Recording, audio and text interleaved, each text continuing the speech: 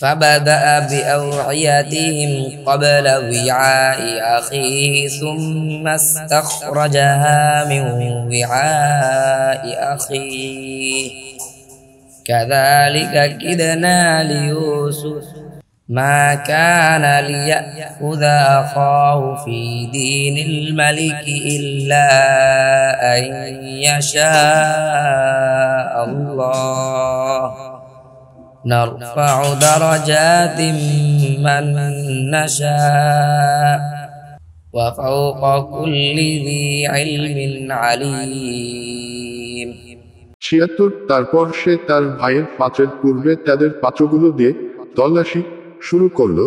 তারপর সেটি তার ভাইয়ের পাত্র থেকে বের করলো। এভাবে আমি ইউসুফের জন্য কৌশল করলাম। আল্লাহর ইচ্ছা ছাড়া বাদশাহর আইনে সে তার ভাইকে রেখে দিতে পারত না। আমি যাকে ইচ্ছা তার মর্যাদা উঁচু করে দেই এবং প্রত্যেক জ্ঞানীর উপর রয়েছে একজন মহাজ্ঞানী। قالوا إن يسرق فقد سرق أخ له من قبل فأسرها يوسف في نفسه ولم يبدها لهم قال أنتم شر مكانا والله أعلم بما تصفون